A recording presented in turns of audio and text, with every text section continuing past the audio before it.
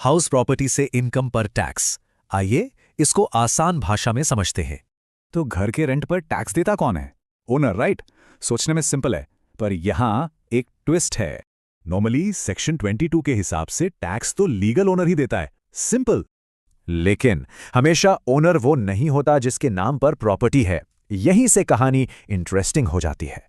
इसी को कहते हैं डीम्ड ओनर, यानी टैक्स वो देगा जिससे असली फायदा हो रहा है, मतलब बेनिफिशियल ओनर। तो सेक्शन 27 में डीम्ड ओनरशिप के 5 खास केसेस बताए गए हैं। चलिए देखते हैं।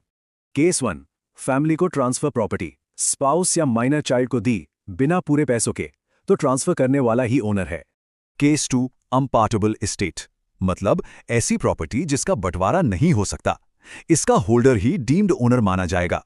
केस 3, कोऑपरेटिव सोसाइटी का मेंबर, जिस मेंबर को घर अलॉट हुआ है वही उस यूनिट का डीम्ड ओनर है। केस 4, पोजेशन मिल गया, भले ही सेल रजिस्टर ना हुई हो, पर कब्जा मिलने पर इंसान डीम्ड ओनर बन जाता है। और आखिरी केस 5, लंबी लीज, अगर प्रॉपर्टी 12 साल या उससे ज्यादा के लिए लीज पर ली तो लीज लेने वाला डीम्ड ओनर है। तो ये है डीम्ड ओनर चेकलिस्ट। इन 5 केसेस को हमेशा ध्यान में रखें। बॉटम लाइन क्या है? कानून ये देखता है कि प्रॉपर्टी का असली फायदा किसे मिल रहा है, ना कि कागज किसके नाम पर है। तो याद रखें, डीम्ड ओनर टैक्स देगा, इससे टैक्स अवॉइडेंस रुकता है और फोकस बेनिफिशियरी पर रहता है।